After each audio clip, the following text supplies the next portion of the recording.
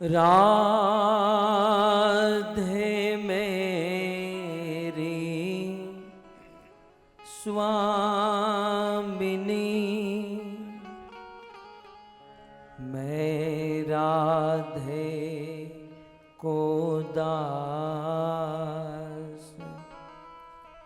राधे मेरी स्वामिनी, मैं राधे को दास। जन्म जन्म मोहे दीजियो, श्री वृंदावन वास। श्री वृंदावन वास। राधा तू बड़ भागिनी, कौन तपस्या कीन।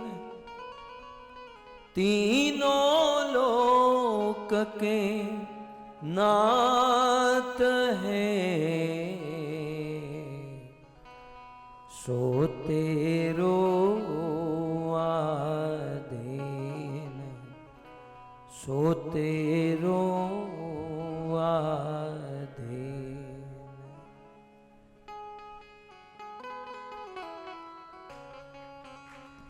जय राधा माधव कुंज बिहारी। जय राधा माधव कुंज बिहारी। जय राधा माधव कुंज बिहारी। जय राधा माधव कुंज बिहारी। जय राधा माधव कुंज बिहारी। जय राधा माधव कुंज बिहारी। जय राधा माधव कुंज बिहारी। जय राधा माधव कुंज बिहारी।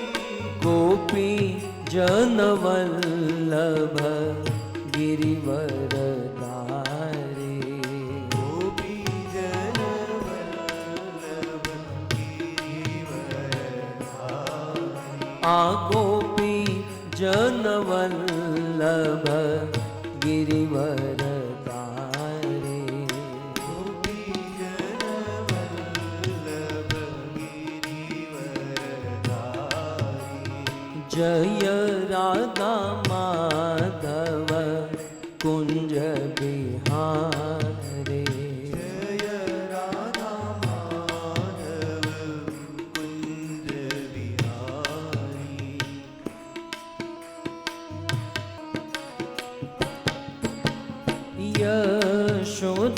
यशोदानंदन ब्रज जन रंजन।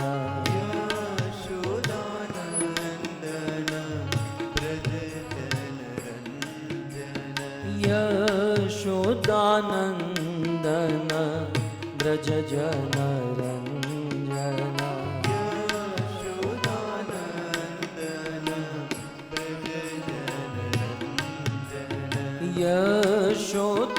यशोदानंदन ब्रज जन रंजन।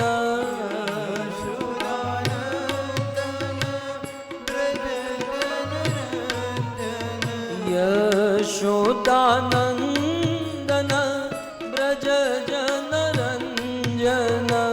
यशोदानंदन ब्रज जन रंजन। यमुना तीर वनचारी। यमुना तीर वनचारी। यमुना तीर वन वन चारे यमुना तीर वनचारी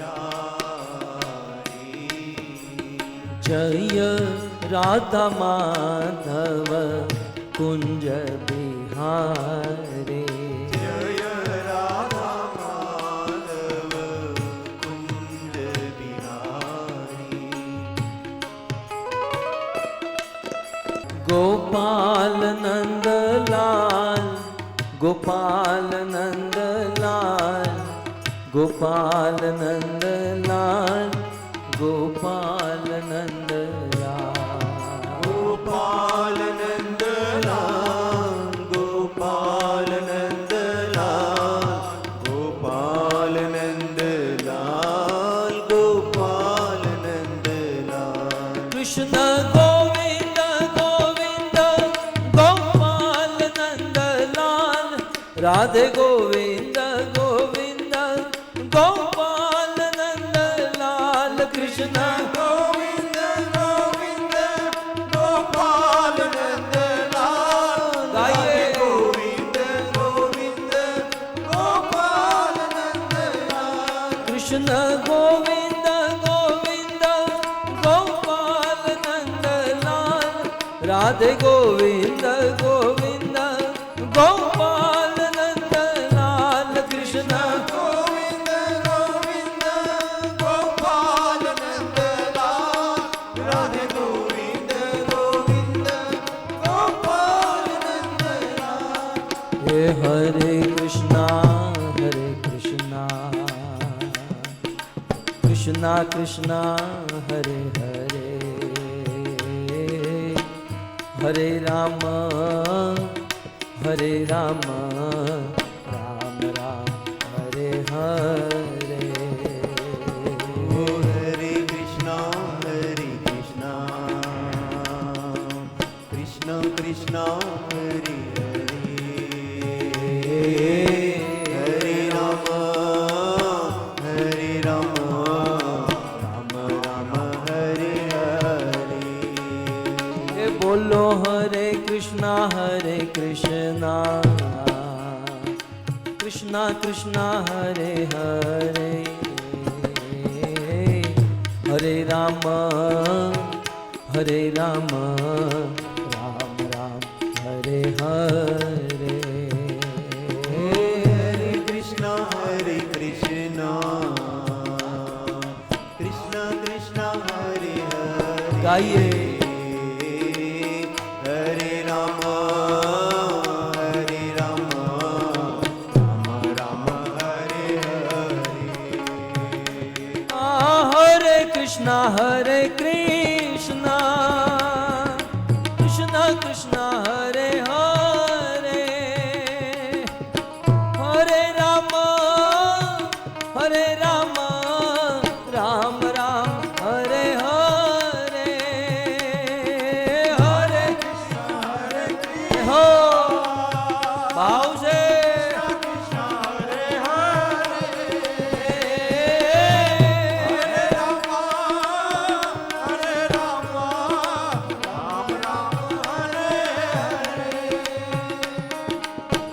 नाम महाधन है अपनो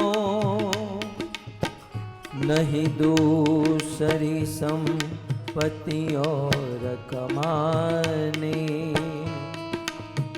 नाम महाधन है अपनो नहीं दूसरी संपत्ति और कमानी छोड़ यटा जग की हमको कुटिया ब्रिज माही बनाने हमको कुटिया ब्रिज माही बनाने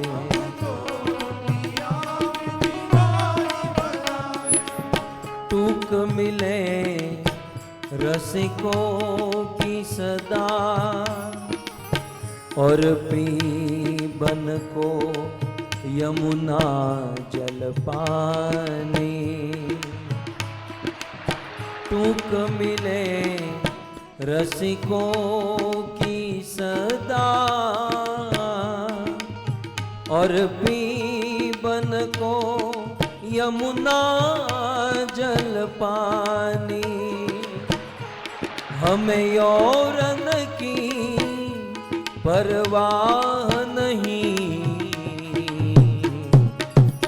अपनी ठकुरानी शिराधिकाराने अपनी ठकुरानी शिराधिकाराने हाँ राधा गिरिधारी राधा गिरिधारी राधा गिरिधारी राधे जय श्री श्री राधा गिरिधारी आ जगन्नाथ जगन्नाथ बलदेवा जय सुभद्रा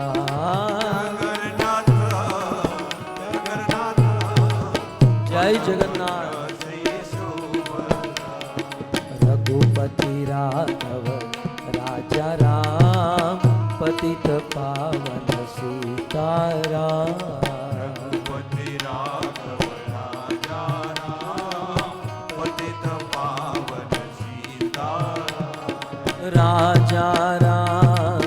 राजा राम पतित पावन सीताराम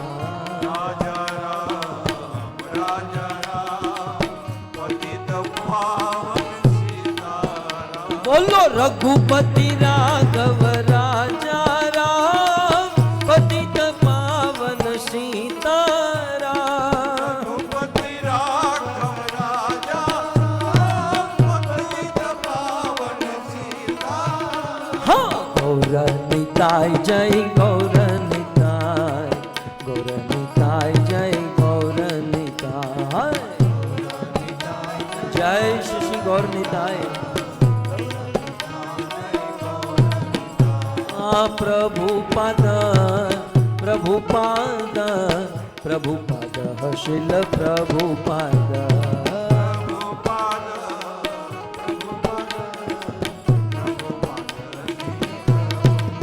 जय जय प्रभुपाद प्रभुपाद प्रभुपाद प्रभुपाद जय जय प्रभु जय श्री प्रभुपाद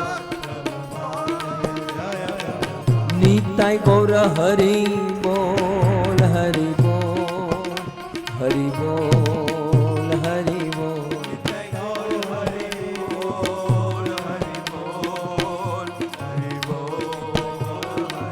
युग धर्म हरि नाम संकीर्तन की शशि गौर निताय की शिल प्रभुपाद की श्री चैतन्य महाप्रभु जन्म महामहोत्सव की श्री गौर पूर्णिमा महामहोत्सव की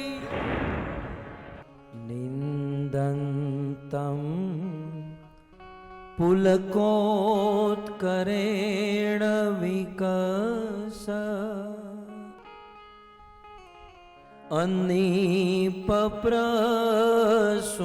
अन्नीपप्रसूञ्छविम् प्रोद्वीकृत्य भुजद्वयं हरिहरि ऊचे वदन्तं मुहुः नृत्यन्तं दूतमश्रुनिर्जरचये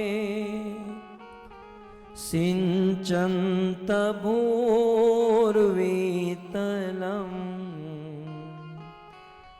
गायन्तं निजपार्षदे परिवृतं श्रीगौरचन्द्रं नुमा श्रीगौरचन्द्रं नुमा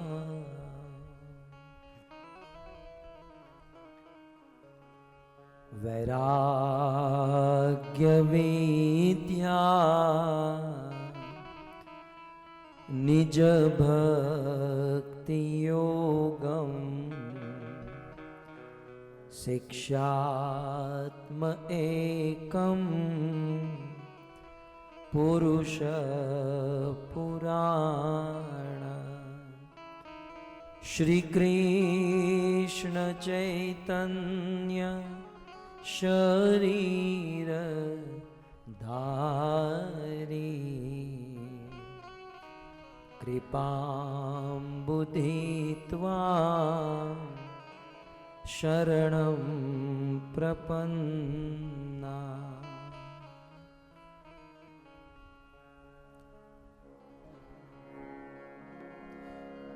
श्रूयतां श्रूयतां नित्यम्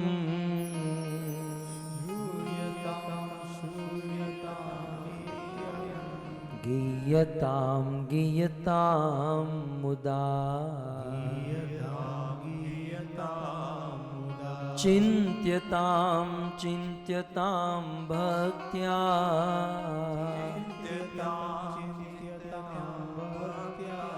चैतन्य चरितामृतम्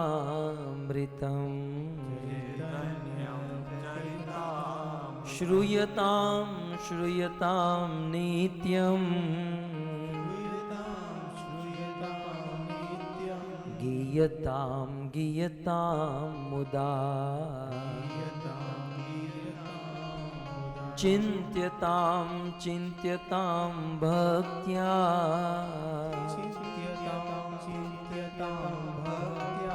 चैतन्य चरितामृतम्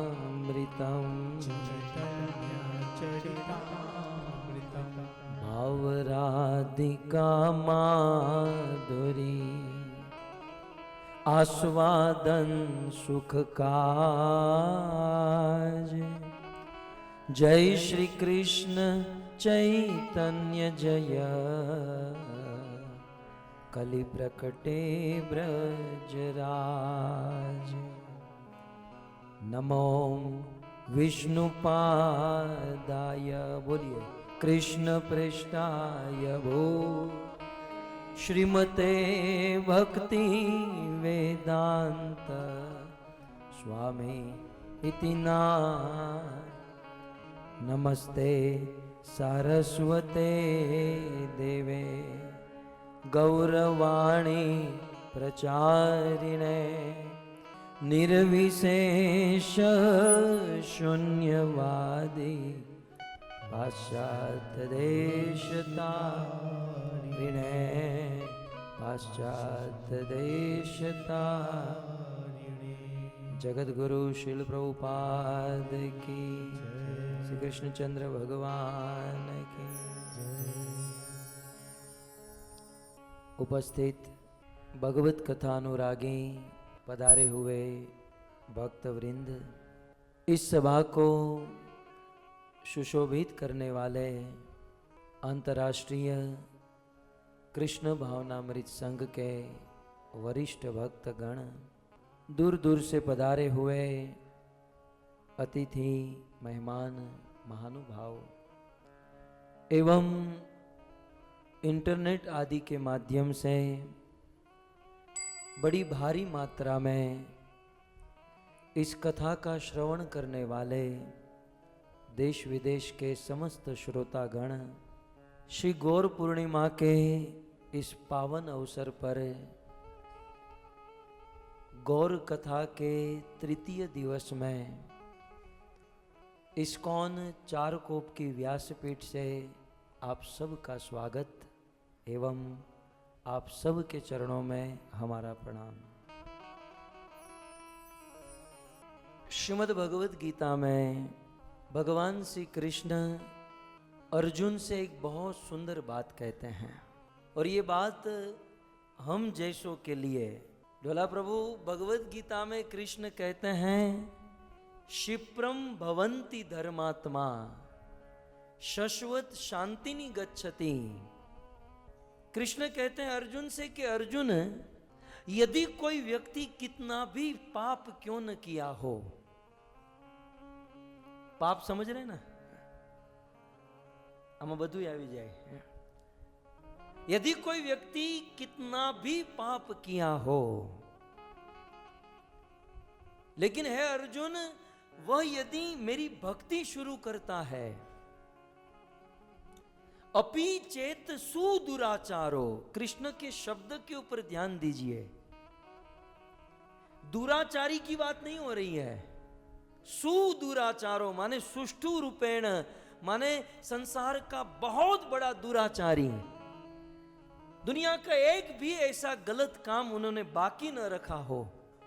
गीता में कृष्ण कहते हैं कि अर्जुन अपि चेत सुदुराचारो, कितना भी दुराचारी आदमी भजते माम, मेरा भजन करता है, कैसे?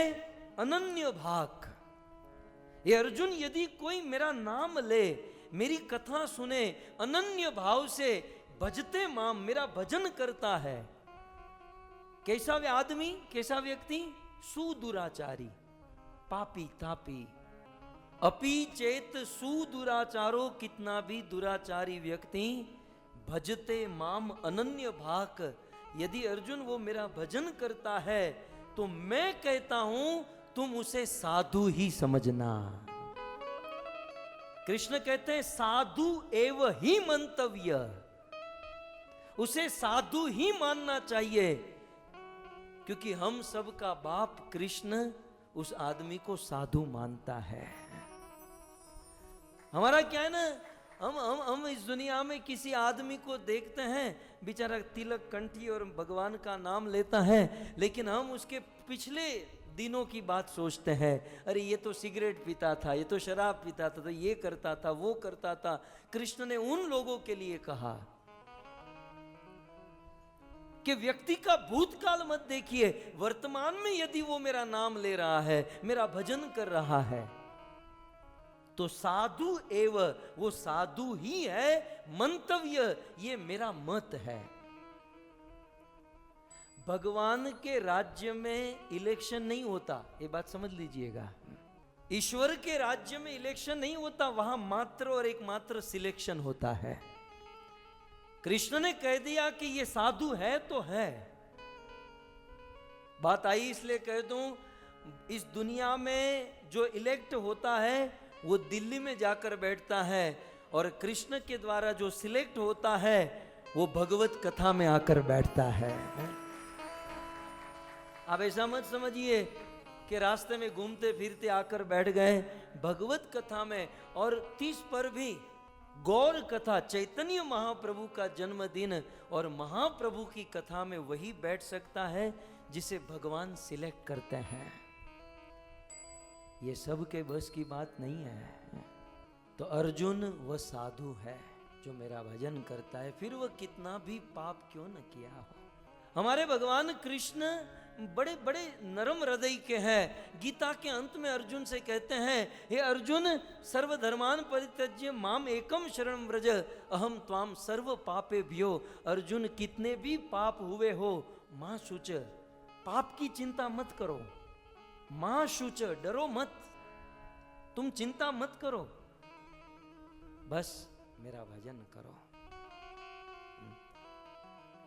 और इसी श्लोक के बाद तुरंत कृष्ण कहते हैं कि जो मेरा भजन शुरू करता है, जो मेरी भक्ति करने लगता है, वो भक्ति के किसी भी स्तर पर पहुंच जाए अर्जुन, मैं कभी भी मेरे भक्त का पतन नहीं होने देता। कौन्तेय प्रतिजानी ही न मे भक्ता प्रणश्यति, मैं मेरे भक्त का कभी विनाश नहीं होने देता। अब भगवान अपने भक्तों का कभी विनाश नहीं होने देते। समाज में, संसार में, आजकल संस्थाओं में भी ऐसी चर्चा चलती है कि फलाने प्रभु जी थे लेकिन उनका पतन हो गया, फलाने महाराज थे उनका पतन हो गया, फलाने सन्यासी थे उनका पतन हो गया। लेकिन गीता में कृष्ण कहते हैं कि मैं मेरे भक्त का कभी पतन होने ही नहीं देता। अब जब भगवान ने वादा किया है कि मैं भक्त का पतन नहीं होने दूंगा, तो हम और आप कहने वाले कौन होते हैं कि फलाने का पतन हो गया? पतन हमारी बुद्धि का हुआ है। भजन में, भक्ति में किसी का पतन नहीं होता। कभी कभी कुछ लोगों के ऊपर बड़ी दया आती है, हंसी आती है कि चींटी की औकात नहीं और हाथी के ऊपर चर्चा करते हैं कि फलाने को तो ऐसा करना चाहिए, फलाने को ये करना, तू पहले तेरा देख है? हम कहते हैं कि फलाने सन्यासी का पतन हुआ, वो पतन होकर भी हमसे महान है। ये बात समझ लीजिए। मैं अक्सर दृष्टांत देता हूं कि 25वें माले से कोई गिरा तो 15वें माले पर अटका। 25वें माले से किसी का पतन हुआ तो 15वें माले पर पहुंचा, लेकिन हम तो अभी ग्राउंड फ्लोर पर ही चक्कर काट रहे हैं। इसका अर्थ वो गिर कर भी हमसे महान है। जो महान व्यक्ति होते हैं, महान भक्त होते हैं, वैसे उनका पतन होता नहीं, लेकिन यदि पतन हुआ भी तो वो हमसे तो महान है, क्योंकि उनकी सेवा, उनका समर्पण, उनकी साधना, उनकी भक्ति और भगवत की कृपा उन पर बरसती रहती है। तो ये बात समझ में आ गई। ये सिद्धांत भगवत गीता का कि हे अर्जुन, मैं मेरे भक्त का कभी विनाश नहीं होने देता। अब भगवत गीता का भगवान का ये वादा है कि मैं मेरे भक्त का कभी पतन नहीं होने देता।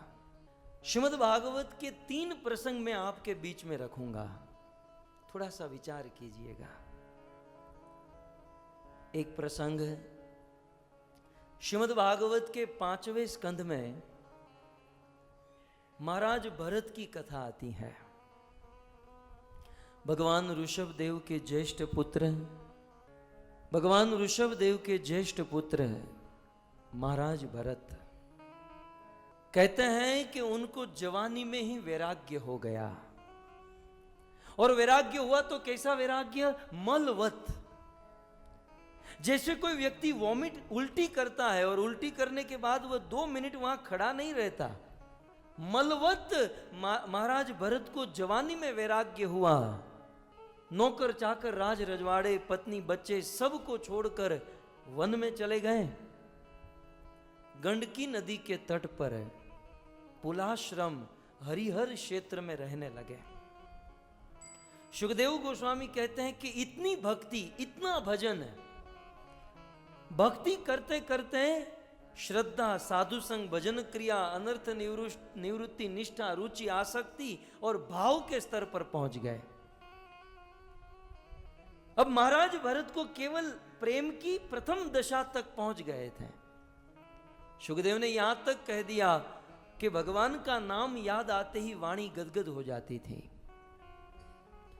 भगवान का नाम लेते ही महाराज भरत की आंखों से आंसू की धारा बहने लगती थी। महाराज भरत बहुत दिव्य स्थिति में पहुंच गए। लेकिन एक प्रसंग, एक दिन हिरण को बचाने के लिए गए। वो गर्भवती हिरणी नदी पार करके गई और वह सिंह उसे खा गया और उस बच्चे को लेकर घर पर आए और उस बच्चे में आसक्त हो गए। राजर्षि भरत की मृत्यु हुई और दूसरे जन्म में हिरण बन गए। ठीक है। महाराज भरत मरने के बाद क्या बने? बोलो तो सही। अब जो हिरण के साथ उठता है, बैठता है, खाता है, पीता है, वो मरने के बाद हिरण बनता है। तो कुत्ते के साथ उठता है, बैठता है, खाता है, पीता है, वो मरने के बाद क्या बनता है?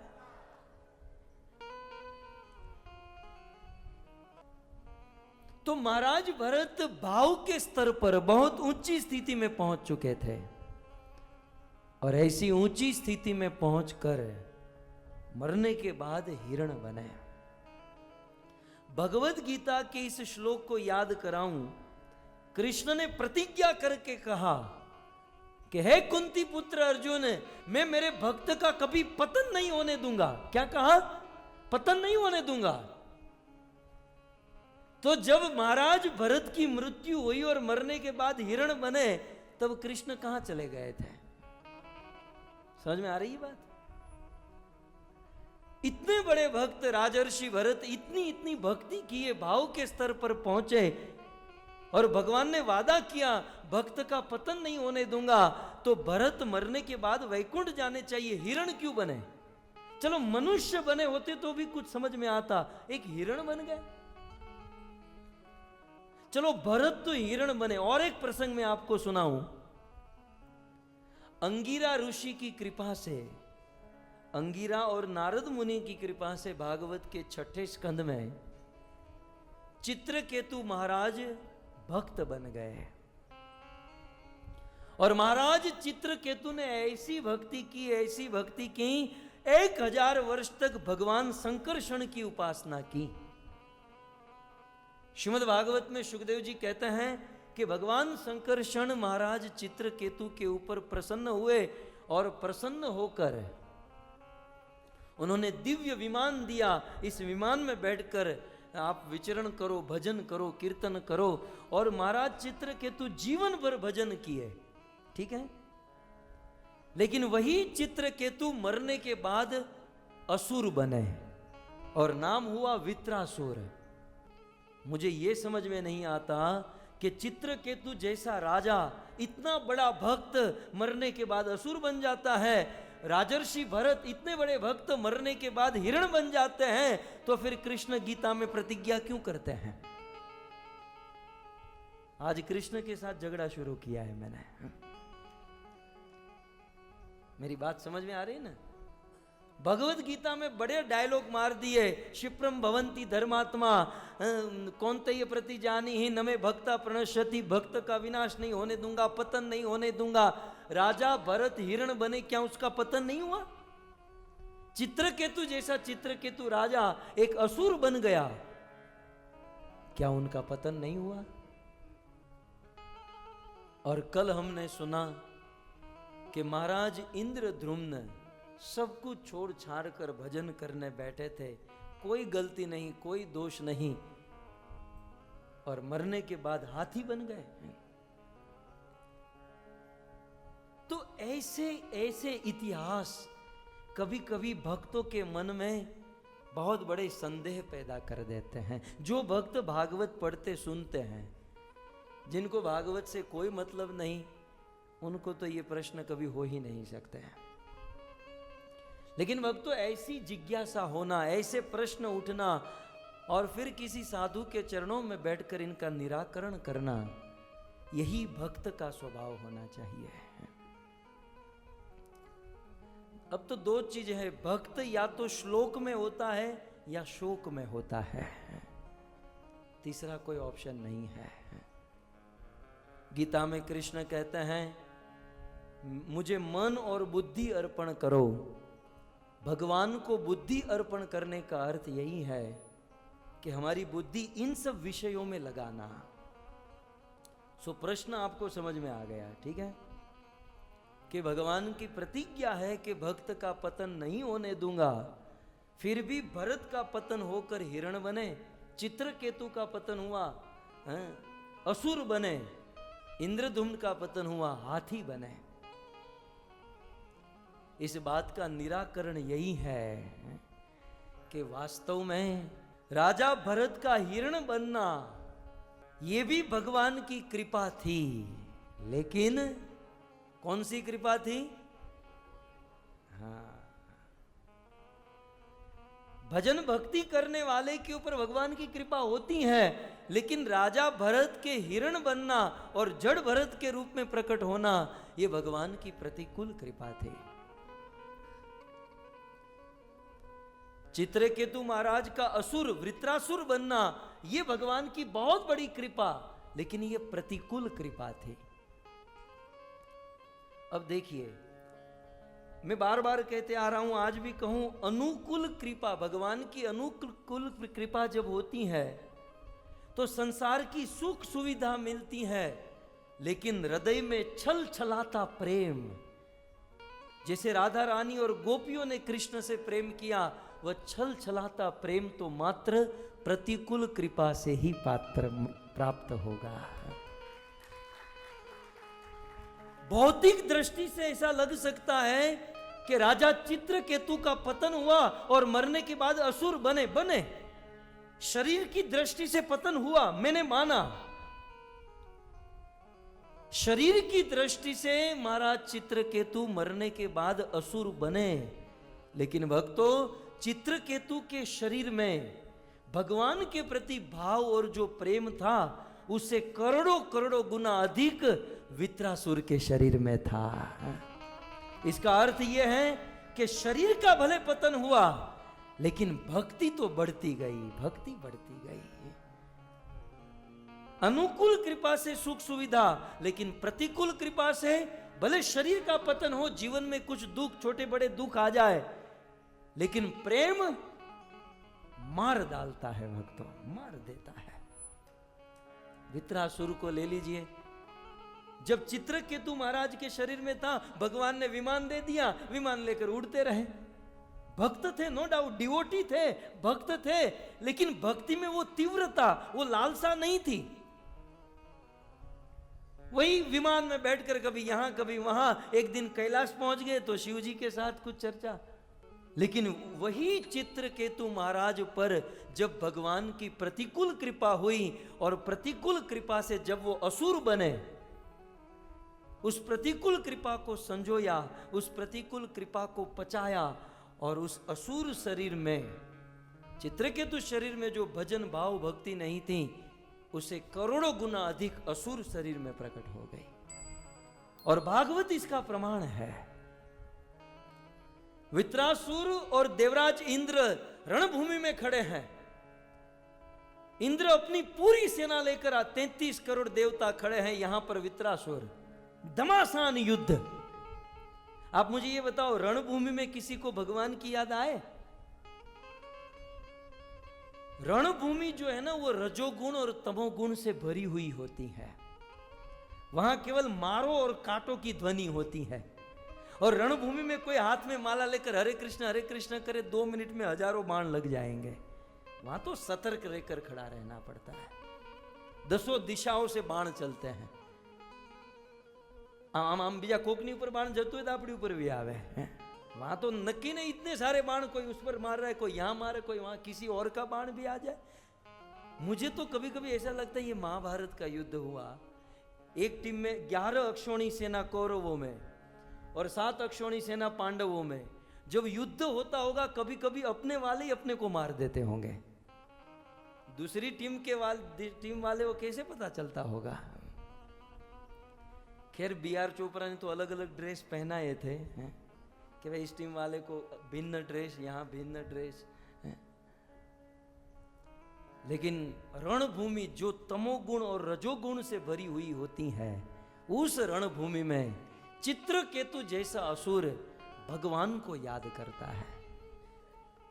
मैं आपको यह दिखाना चाहता हूं कि चित्रकेतु शरीर में जो भक्ति नहीं थी, वह भक्ति वित्रासुर में प्रकट हुई।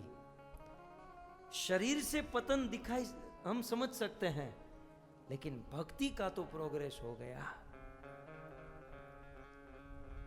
वित्रासुर कहता है, इंद्र तू अपना वज्र मुझ पर चला दे, मुझे मार दे, मैं मरने के लिए तैयार हूं। इंद्र को डर लग रहा है, कहीं मेरा ही वज्र उठाकर मुझे न मार दे। वित्रासुर बार बार कह रहा है, अरे मार मार।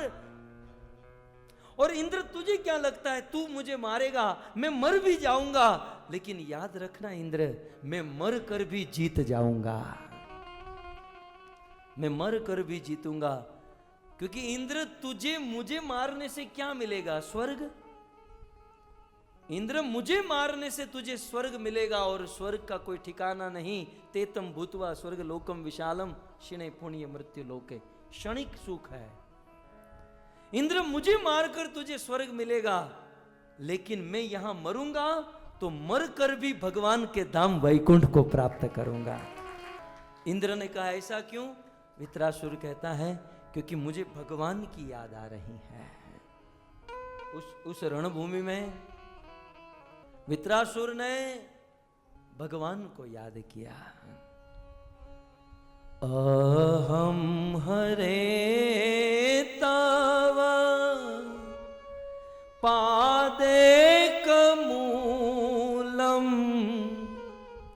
दासानुदासो भवितास्मि भूय। वित्रासुर भगवान को याद करता है, हे प्रभु, प्रभु हो सकता है मैं कुछ ही देर के बाद मर जाऊं, लेकिन मरने के बाद आपके चरणों में यही निवेदन है कि दासानुदासो भवितास्मि भूय, कृष्ण मैं आपके दासों के दासों का दास बनूं। मानो कृष्ण प्रकट हो जाए और कहे वित्रासुर और कुछ मांगो। वित्रासुर कहता है न नाक पृष्ठम न सार्वभौमम,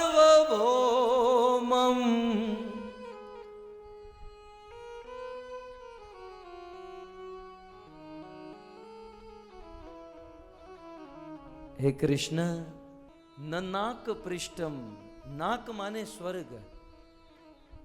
कृष्ण मुझे स्वर्ग नहीं चाहिए, मुझे इस संसार का राज्य भी नहीं चाहिए।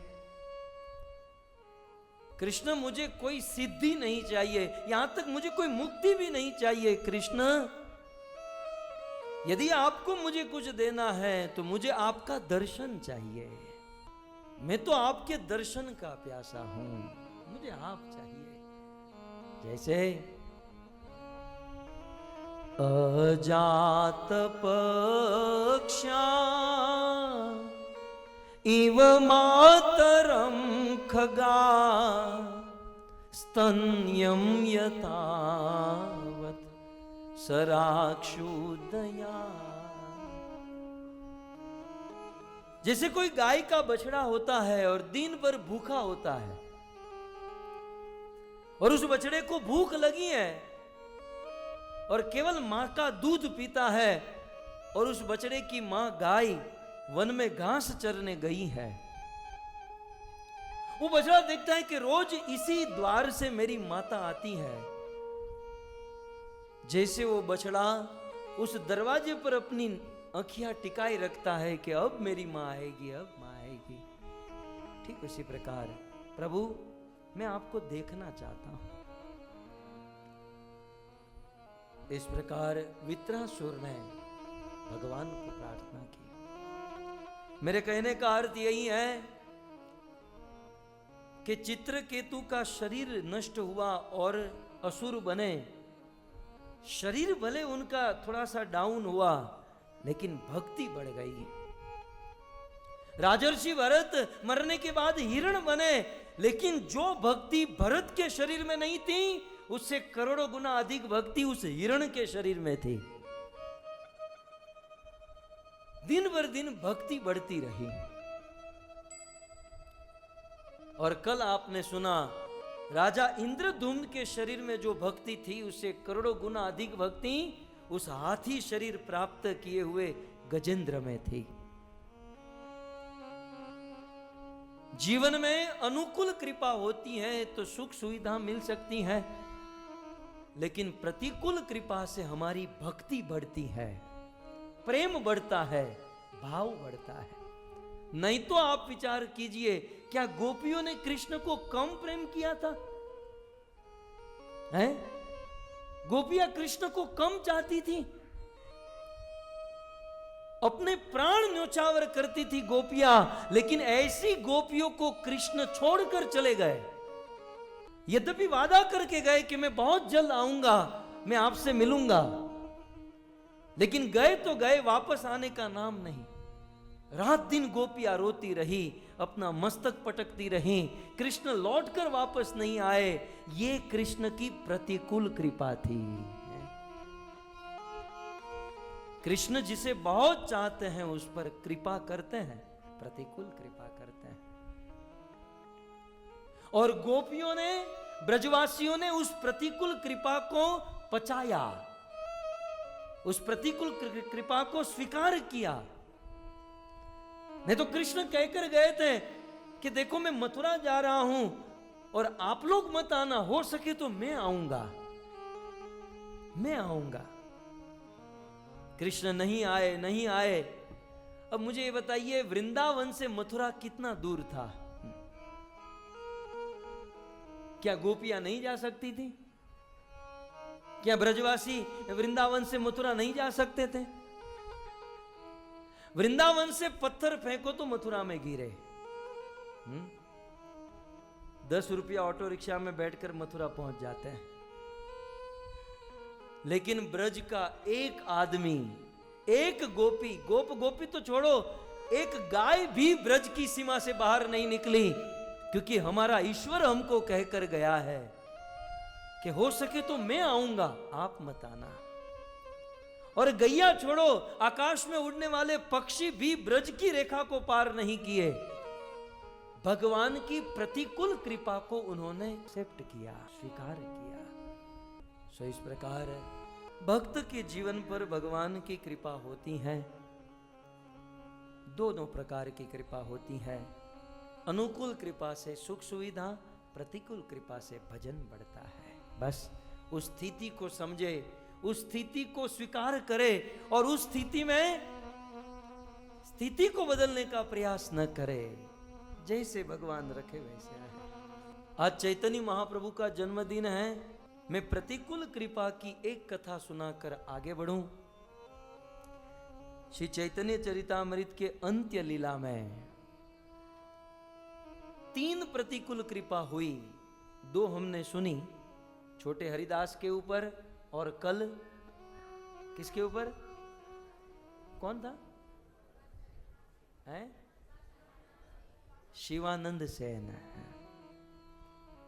आज चैतन्य महाप्रभु कृपा करने जा रहे हैं भवानंद पुरी के ऊपर। श्री चैतन्य महाप्रभु के बहुत निकट के सेवक, जिसका नाम था भवानंद। क्या नाम था? भवानंद जी। और ये भवानंद जी की सेवा चैतन्य महाप्रभु को भोजन कराने की होती थी। देखिए भाई, हमने तो देखा है सेवा बहुत प्रकार की होती है, लेकिन जो बंदा भोजन कराता है उस पर विशेष अनुग्रह होता है? भोजन। और भवानंद जी महाप्रभु को क्या चाहिए, कैसा टेस्ट चाहिए, कितना चाहिए, सब कुछ ध्यान रख देते। अपना जीवन खपा दिए चैतन्य महाप्रभु की सेवा करने के लिए भवानंद। और भक्तों, जो सेवा करता है ना, फल मिलता है। उस भवानंद के 5 पुत्र हुए। जगत विदित सबसे पहला रामानंद राय, आप सब जानते हैं। राय रामानंद भवानंद के पुत्र,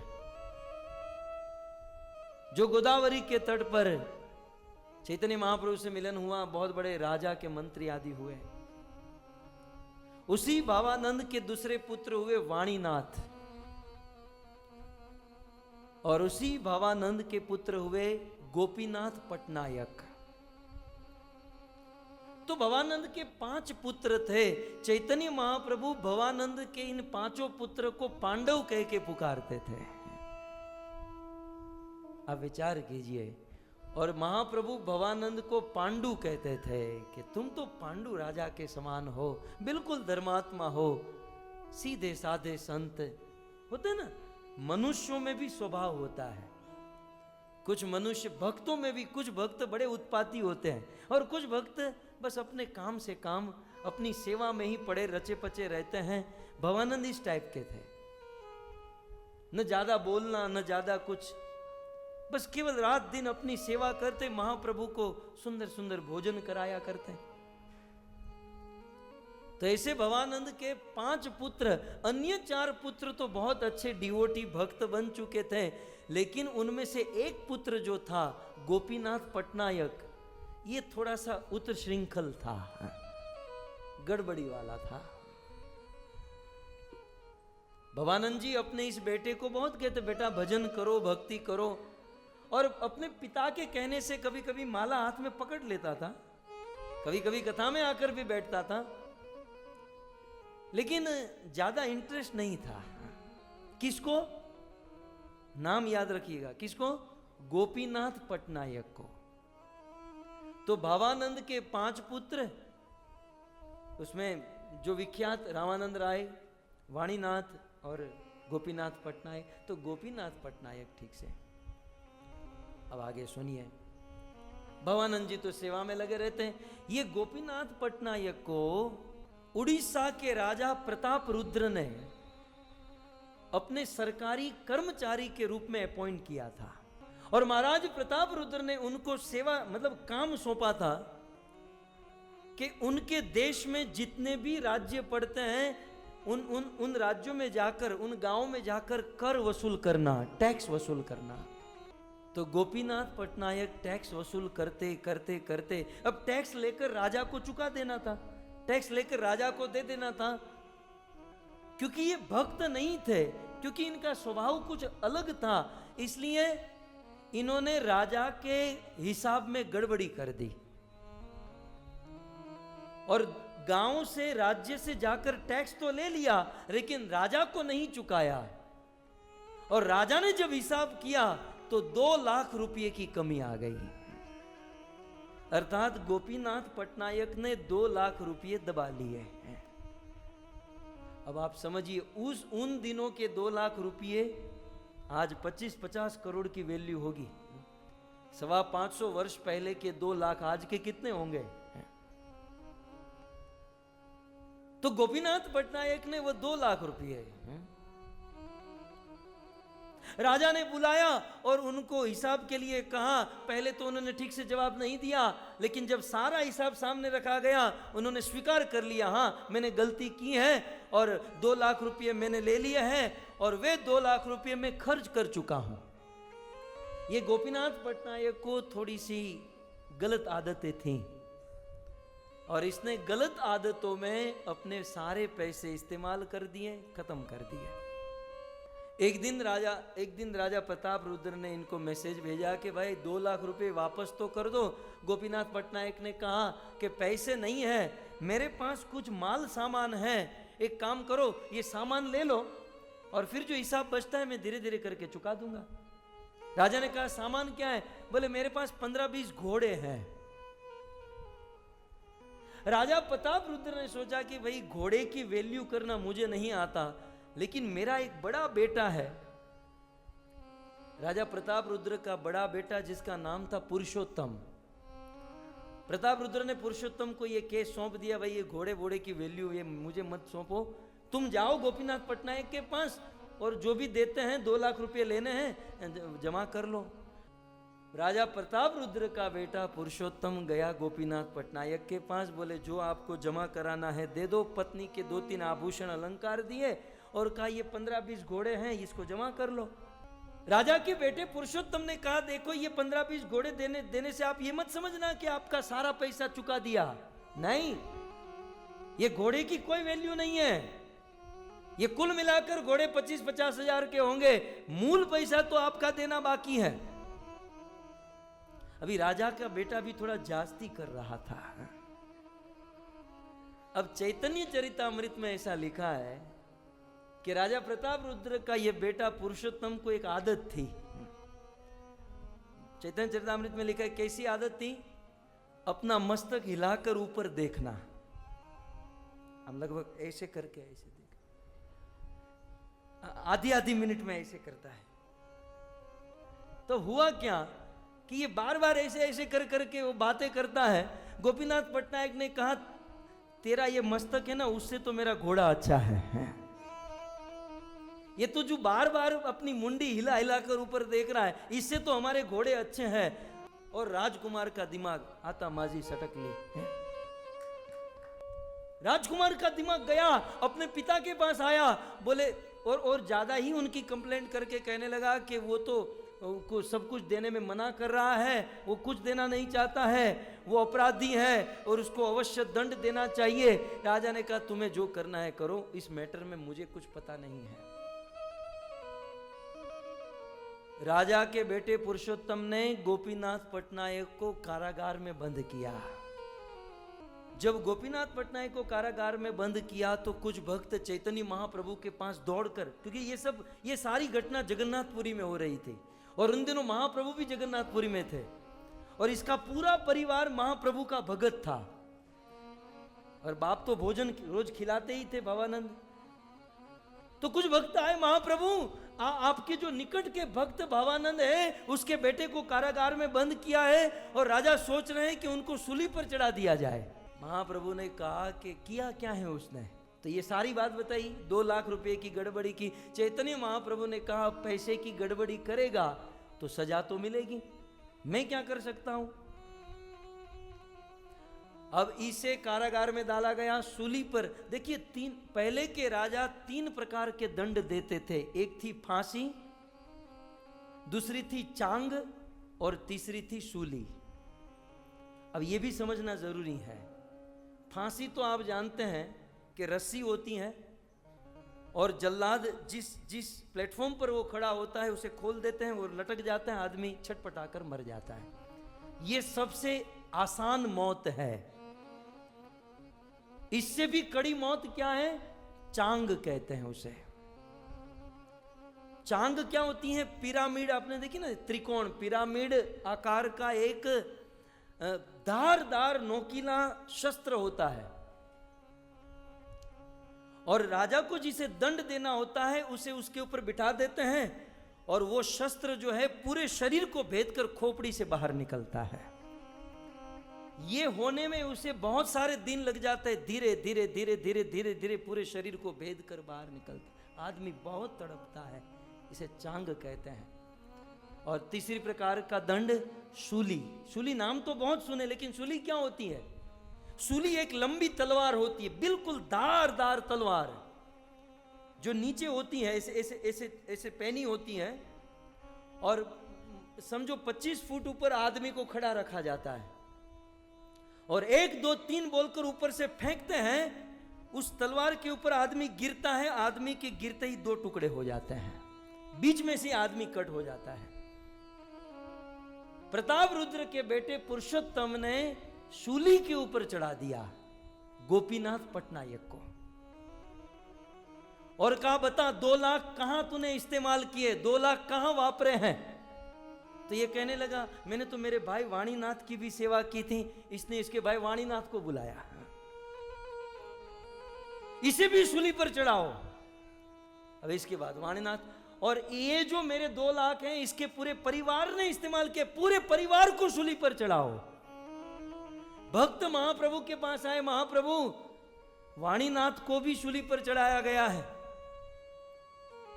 भक्तों, हद तो तब हुई कि इनके बूढ़े बाप भवानंद, जो महाप्रभु की सेवा में थे, उनको तो कुछ पता नहीं था, लेकिन राजा किसको छोड़ने वाले थे?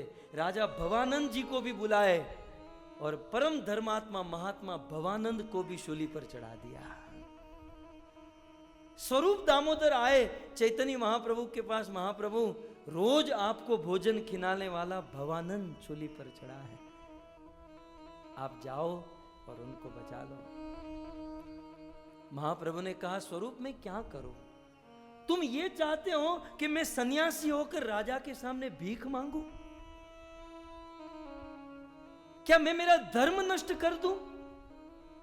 मैं मेरी नीति तोड़ दूं? अब जिन्होंने अपराध किया है तो उसे दंड तो मिलना है, मैं क्या कर सकता हूं? बार बार सब लोग आए और इनको कहने लगे कि बस अब केवल 3 घंटे बाकी है। भवानंद, उनका बेटा वाणीनाथ, गोपीनाथ पटनायक, उनका पूरा परिवार शूली पर चढ़ गया है। 1 2 3 करके गिराएंगे, और जैसे मैंने कहा, गिरते ही 2 भाग, शरीर के 2 हिस्से हो जाएंगे।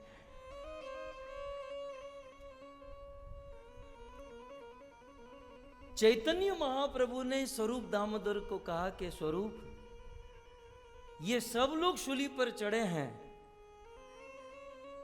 मेरा भवानंद शूली पर चढ़े चढ़े कर क्या रहा है? हम और आप होते ना तो पहले तो इतनी बड़ी बड़ी गाली देते हैं कि रोज खिला रहा हूं चैतन्य महाप्रभु को। और राजा इस चैतन्य महाप्रभु के दीवाने थे, भक्त थे। प्रताप रुद्र आप तो जानते हैं, चैतन्य महाप्रभु चाहे तो यूं उसको छुड़ा सकते थे। मैं रोज खिलाता हूं तो मुझे छुड़ाने क्यों नहीं आए? वो महाप्रभु को भी गाली देते, जगन्नाथ जी को भी गाली देते, हरिनाम को भी गाली देते। लेकिन महाप्रभु ने सहज पूछा कि अब तो ये 3 घंटे में गिर कर मरने वाले हैं, स्वरूप दामोदर बताओ मेरा भवानंद कर क्या रहा है? स्वरूप दामोदर ने कहा, प्रभु आपका भवानंद शूली पे चढ़े चढ़े आपकी कृपा की याचना कर रहा है।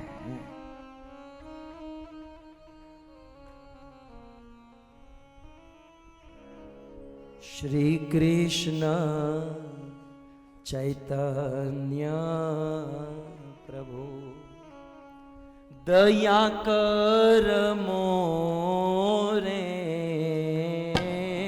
तुम बिना के दयालु जगत संसारे, तुम बिना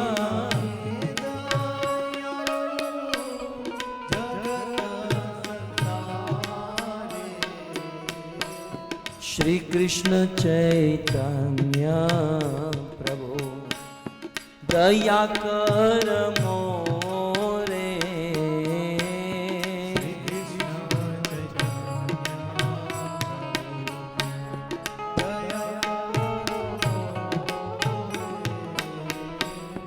पतित पावन है तू तव अवतार,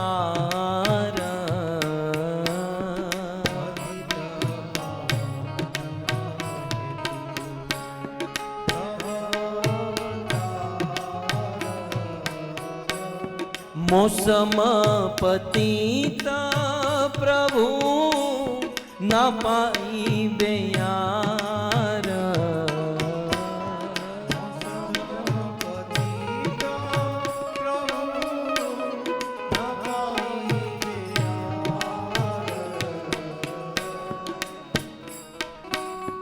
आहा प्रभु नित्यानंद प्रेमानंद सुखी, आहा प्रभु नित्यानंद प्रेमानंद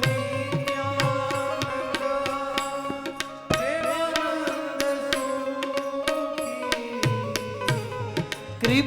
कृपावलोकन करो आमी बड़ो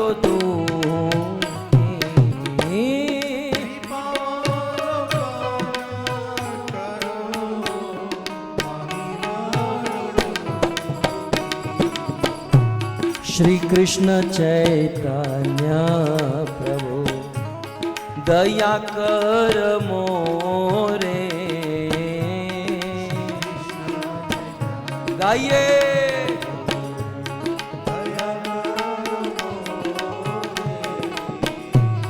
तुम बिना के दयालु जगत संसारे,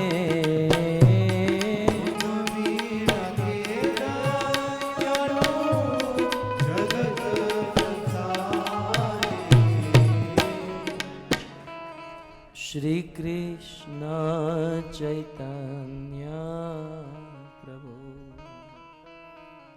दया कर मोरे। चैतन्य महाप्रभु ने कहा, स्वरूप भावानंद क्या कर रहा है? बोले वो तो आपका कीर्तन कर रहा है, और मैं अभी अभी सुनकर देखकर आया महाप्रभु, वो कीर्तन करते करते बस अब बहुत कम समय बचा है मरने में, वो रोते हुए भगवान से प्रार्थना कर रहा है। देखिए, प्रतिकूल कृपा को पचाना इसे कहते हैं। रोते रोते कहता है, प्रभु मुझे इतना सुंदर मनुष्य जीवन मिला था, लेकिन इस जीवन में तो मैं आपकी ठीक से सेवा नहीं कर पाया, लेकिन अब मरने जा रहा हूं, और मरने के बाद मनुष्य तो नहीं बनूंगा, लेकिन बस इतना निवेदन करता हूं कि गंभीरा के आगे मुझे एक कुत्ता बना देना, ताकि महाप्रभु भोजन करे और गोविंद बचे हुए उस कूड़े कचरे को जब फेंकने आए तो महाप्रभु के जूठन को बैठा बैठा मैं चाटूंगा, क्योंकि मैं तो चैतन्य महाप्रभु इस जीवन में कृपा ग्रहण नहीं कर पाया, दूसरे जन्म में कुत्ता बनकर तो ग्रहण करो, ऐसी कामना कर रहा था। सुनी महाप्रभुर हेल परम आनंद। स्वरूप दामोदर के मुख से जब ये सुना ना, चैतन्य महाप्रभु को बड़ा आनंद हुआ। सुनी महाप्रभु सुने परम आनंद, के बुझीते पारे गोर कृपा देव एव। चैतन्य महाप्रभु की कृपा कैसी और कब हो कौन समझ सकता है। अब जब महाप्रभु ने देखा कि इतनी प्रतिकूल अवस्था, जीवन भर अपना जीवन खपा दिया मेरी सेवा करने में, और आज बिना कोई वजह फांसी पर, शूली पर चढ़ाया गया, फिर भी मेरा भजन कर रहा है, फिर भी मेरा कीर्तन कर रहा है। यह सुनकर महाप्रभु बड़े अंदर से आनंदित हुए। और महाप्रभु जिस गंभीरा में रहते थे ना, वो घर काशी मिश्र का था। और काशी मिश्र उड़ीसा के राजा प्रताप रुद्र के गुरु थे। एक दिन उसी समय काशी मिश्र आए और चैतन्य महाप्रभु ने कहा कि काशी मिश्र गुरुदेव, अब मैं जगन्नाथपुरी में रहना नहीं चाहता। क्या हुआ भगवंत, क्या हुआ? बोले यहां पर मेरे भक्त ठीक से काम नहीं करते, कुछ अपराध करते हैं और राजा उसे दंड देते हैं, लोग मेरे पास शिकायत करने आते हैं। मैं सन्यासी हूं, मुझे शांति चाहिए, मुझे भजन चाहिए, और यहां लोक चर्चा, लोक बातें लेकर मेरे पास आते हैं। मैं तो जा रहा हूं अलारनाथ, मैं जगन्नाथपुरी छोड़कर जा रहा हूं। काशी मिश्र ने कहा, महाप्रभु आप चिंता मत करें, सब कुछ ठीक हो जाएगा। राजा प्रताप रुद्र रोज शाम को, संध्या को अपने गुरु काशी मिश्र को मिलने आते थे। तो रोज की तरह आज राजा प्रताप रुद्र आए काशी मिश्र अपने गुरु को मिलने के लिए, गुरु के चरण दबा रहे थे। काशी मिश्र ने कहा कि आज महाप्रभु से मेरा मिलन हुआ। राजा प्रताप रुद्र ने कहा, गुरुदेव तो महाप्रभु कैसे हैं, ठीक तो है ना? काशी मिश्र ने कहा कि महाप्रभु तो जगन्नाथपुरी छोड़कर जा रहे हैं। राजा प्रताप रुद्र ने कहा, कारण बोले यहां पर लोग उनको परेशान करते हैं और उनके भक्त को आपने शूली पर चढ़ाया है और अब 15 मिनट के बाद वो मरने वाला है। राजा प्रताप रुद्र ने कहा, गुरुदेव मुझ पर विश्वास करो, मुझे तो यह बात पता भी नहीं है, ये तो मेरा बेटा परमानंद ये सारा कार्य कर रहा है, और यदि ऐसी बात है तो मैं अब भी जाता हूं और भवानंद को और उनके बच्चों को वहां से रिहा कराता हूं। अब जहां पर ये काशी मिश्र और प्रताप रुद्र थे, वहां से ये कारागार आधा घंटा दूर था और शूली का समय केवल 15 मिनट का था। और चैतन्य महाप्रभु को अपने जगन्नाथपुरी में रखने के लिए, उनको बचाना था। तुरंत गुरुदेव के चरणों से आशीर्वाद लेकर उड़ीसा का राजा वहां से दौड़ा तेज गति से। हरे कृष्णा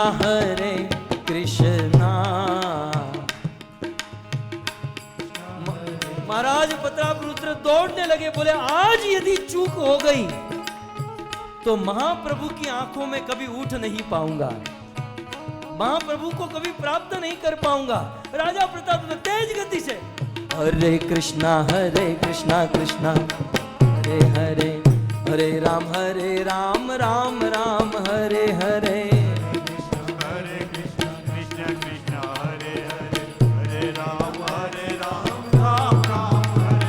राजा प्रताप रुद्र तेज गति से आज पूरा जगन्नाथ मार्ग पर आ गया कि हमारा राजा प्रताप रुद्र आज तक इस जगन्नाथपुरी की गलियों में तेज गति से चला नहीं है, आज ये दौड़ रहा है। प्रताप रुद्र तेज गति से दौड़कर जा रहे हैं। हरे कृष्णा कृष्णा कृष्णा हरे, हरे राम राम राम हरे हरे।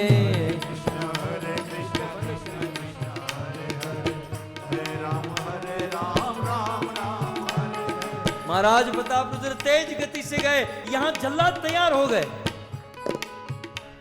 भवानंद, वाणीनायक, गोपीनाथ पटनायक सब लोग शूली पर चढ़े हुए हैं और बस अब तैयारी हो रही है। बस अब शूली चलने वाली और उस धार के ऊपर गिरकर 2 भाग होने वाले हैं। उसी समय हांफते हुए, दौड़ते हुए राजा प्रताप रुद्र पहुंचे। परमानंद रुक जाओ। सभी लोग राजा प्रताप रुद्र को देखकर दंग रह गए। महाराज आप भवानंद को नीचे उतारो, गोपीनाथ को नीचे उतारो, वाणी नायक को नीचे उतारो, इनकी पत्नी बच्चे सबको नीचे उतारो। राजा प्रताप रुद्र तेज गति से गए, उन सबको नीचे उतारा और सबको नीचे उतार कर राजा प्रताप रुद्र जिसने अपराध किया था गोपीनाथ पटनायक को कहने लगे, बेटा बेटा तुम ऐसी गलती क्यों करते हो?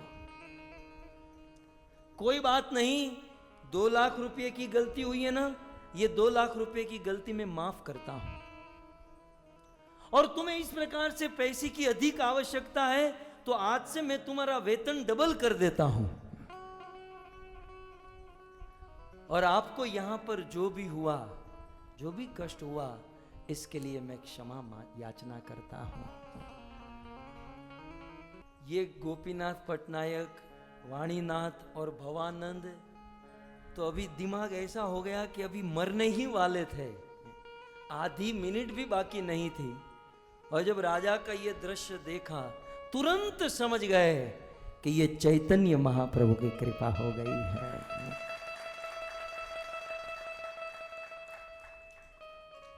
और यहां तक चैतन्य महाप्रभु ने भी गोपीनाथ को नहीं डांटा, कहा कि बेटा अब आगे चलकर तुम ध्यान रखना कि कोई गलती ना हो।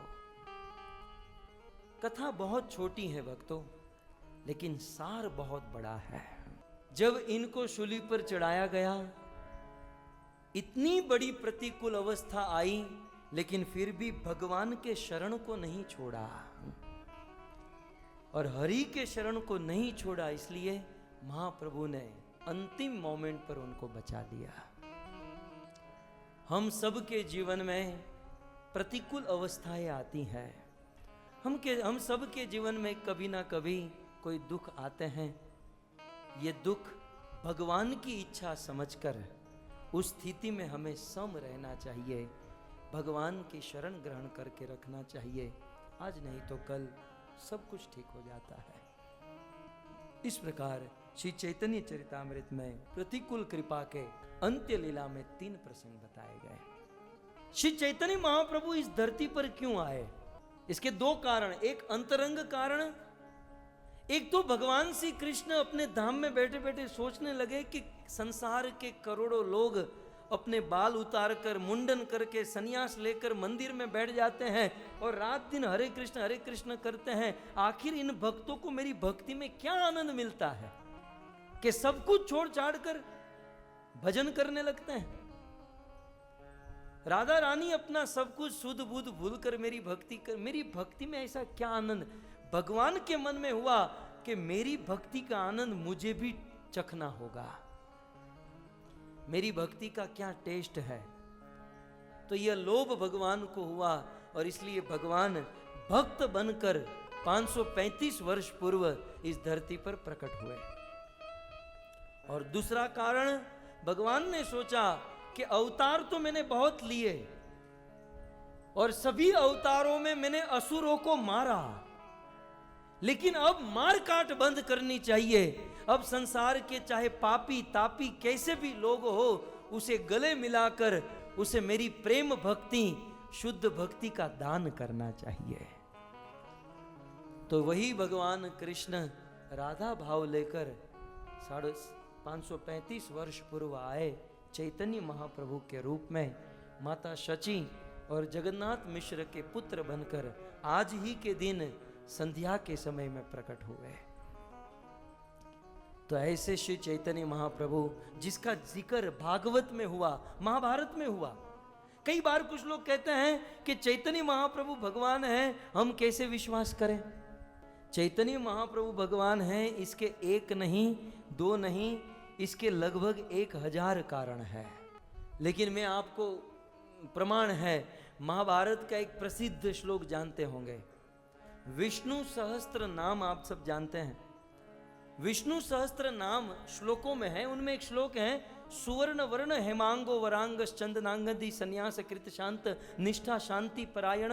ये महाभारत का श्लोक है, विष्णु सहस्त्र नाम का ये श्लोक है। सो भगवान विष्णु का एक नाम है सुवर्ण वर्ण, दूसरा नाम है हेमांग। अब विष्णु का एक नाम है हेम अंग, हेमांग। हेम का अर्थ होता है सोना, अंग माने शरीर। सोने जैसा जिसका शरीर है उसे हेमांग कहते हैं। कृष्ण के करोड़ों अवतार में ऐसा कौन सा अवतार है जिनके शरीर का रंग सोने के समान है? एक और मात्र एक, श्री चैतन्य महाप्रभु। महाभारत का यह प्रमाण है, महाभारत का यह प्रमाण।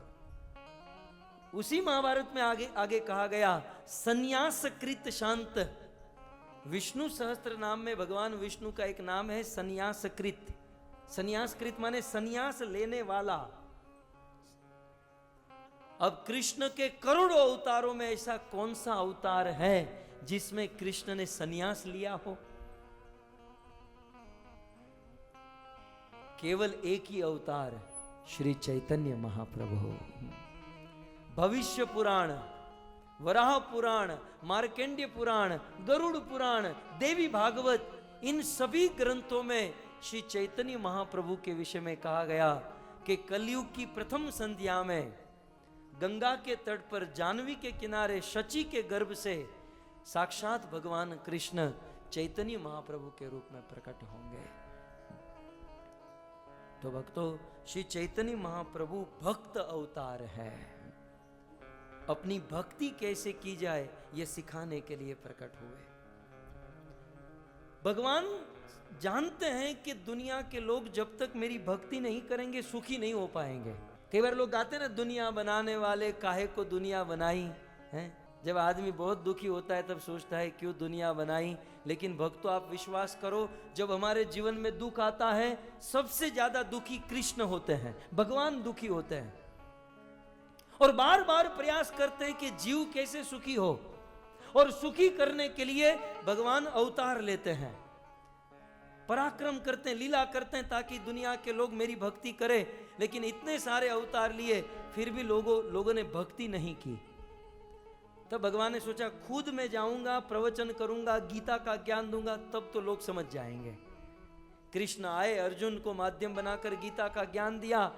सोचा कि सब लोग गीता ग्रहण कर लेंगे। भगवान ने ऊपर जाकर देखा गीता घर घर में है लेकिन पढ़ने वाला कोई नहीं है।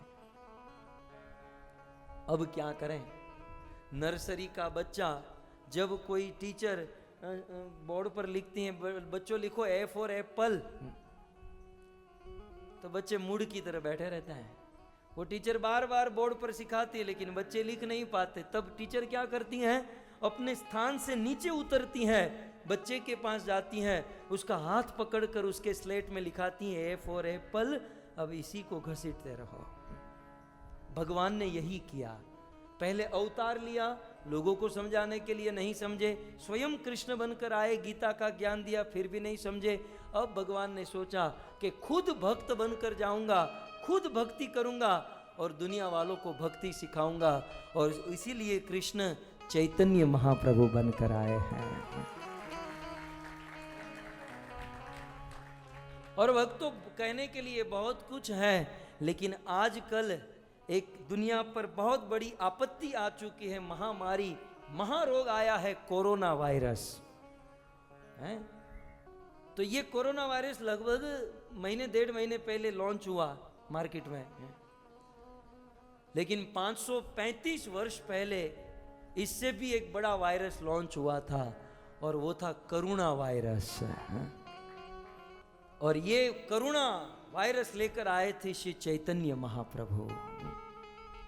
चैतन्य महाप्रभु कौन यदि पूछा जाए तो मेरी दृष्टि से चैतन्य महाप्रभु और कुछ नहीं, साक्षात करुणा की मूर्ति है चैतन्य महाप्रभु। भगवान को क्या पड़ी थी, अपना वैकुंठ, अपना सब कुछ छोड़ छाड़ कर धरती पर आए, अपनी जवान पत्नी और विधवा मां को छोड़कर दुनिया में भटक भटक कर लोगों को आलिंगन करके अपनी शुद्ध भक्ति देना, लोगों को पवित्र करना, ये करुणा के बिना संभव नहीं है भक्तों, एकमात्र करुणा। और चैतन्य महाप्रभु के अंदर भरपूर करुणा, क्योंकि आखिर तो राधा रानी का भाव है, भरपूर करुणा से लबालब भरे हुए थे। और चैतन्य महाप्रभु ने यह करुणा का वायरस लगाया रूप और सनातन को। रूप और सनातन ने ये वायरस लगाया, जीव गोस्वामी को, जीव ने विश्वनाथ चक्रवर्ती ठाकुर को, विश्वनाथ चक्रवर्ती ठाकुर ने ये करुणा वायरस आगे बढ़ाया, पहुंचा जगन्नाथ बाबा जी महाराज, जगन्नाथ बाबा जी महाराज ने करुणा वायरस लगाया, अपने शिष्य भक्ति विनोद ठाकुर उसने ये वायरस लगाया, गौर कृष्णदास उसने लगाया, भक्ति सिद्धांत सरस्वती, और अंत में ये करुणा वायरस पहुंचा ऐसी भक्ति वेदांत स्वामी प्रभुपाद के अंदर। नहीं तो 70 साल के बूढ़े को क्या पड़ी थी, वृंदावन में आराम से भजन करते और जीवन बिताते। 70 साल के बूढ़े थे प्रभुपाद। आज का 70 साल का बूढ़ा रिटायर होकर वृंदावन चला जाता है, लेकिन 70 साल की उम्र में प्रभुपाद भारत से अमेरिका जाने की सोच रहे, पूरे विश्व में प्रचार करने की सोच रहे। कारण वो वायरस घुस गया था, करुणा वायरस घुस गया था अंदर, और जिसको घुस जाता है वो गड़बड़ी मचा ही देता है। शिल प्रभुपाद वो करुणा वायरस लेकर मालवाहक कार्गो जहाज में बैठे और अमेरिका की धरती पर उतरे, और धीरे धीरे धीरे धीरे इस वायरस से अनेकों लोगों को प्रभावित किया, और आज लगभग पूरे विश्व में डंका बजा दिया इस करुणा वायरस का। मैं आज इस व्यास मंच से इतना कहना चाहता हूं भक्तों, मेरे भागवत कथा करने वाले जितने भी कथाकार हैं सब आदरणीय हैं, बहुत अच्छा कार्य कर रहे हैं, प्रणम्य हैं, लेकिन एक बात सुन लीजिए, प्रभुपाद की संस्था में चैतन्य महाप्रभु की आश्रित में रहकर जो व्यक्ति भागवत बोलता है, प्रचार करता है, उसका उद्देश्य न धन न यश कुछ नहीं, उसका एक और एकमात्र उद्देश्य होता है करुणा। वो करुणा से कथा करता है। इस्कॉन में मैं डंके की चोट से कहूं कि जिसे प्रभुपाद का ये वायरस लग गया ना, चैतन्य महाप्रभु का, सुखदेव के तो प्रणाम मंत्र में ही आता है कि ये तो टोटल करुणा वायरस से भरा हुआ बंदा है। सुखदेव का प्रणाम मंत्र जानते हैं आप? यह स्वानुभाव मखिल श्रुति सार में कम, अध्यात्म दीप मतिति तीर्षताम तमो, संसारिणाम करुणवाई रस पुराण गुह्यम। संसारिणाम, पूरे संसार के लिए करुणा, भरपूर करुणा सुखदेव के अंदर थी, और वही करुणा चैतन्य महाप्रभु और शील प्रभुपाद है। भक्त ये इस्कॉन के जितने भी कंठीधारी तिलकधारी भक्त हैं ना, जहां जहां जाते हैं प्रचार करते, हम देखते हैं अपने जीवन की ओर मुड़कर नहीं देखते, न पत्नी न बच्चे न काम काज धंधा, बस उसे एक ही दिलो दिमाग में पड़ा रहता है कि दुनिया वाले को मैं कैसे सुखी करूं, मैं कैसे कृष्ण कथा सुनाऊं, मैं कैसे उसे भक्ति सिखाऊं, कैसे शास्त्रों के सिद्धांत सिखाऊं, बस यही दिलो दिमाग में होता है। क्यों? क्योंकि अंदर करुणा वायरस आ चुका है। तो 535 वर्ष पूर्व इस करुणा वायरस को धरती पर लाए और पूरे संसार को प्रभावित किया और कृष्ण के नाम पर नचाया। ऐसे चैतन्य महाप्रभु का आज प्राकट्य दिन है। श्री चैतन्य महाप्रभु की, श्री गौर निताय की, श्री प्रभुपाद की, निताई गौर प्रेमानंदे।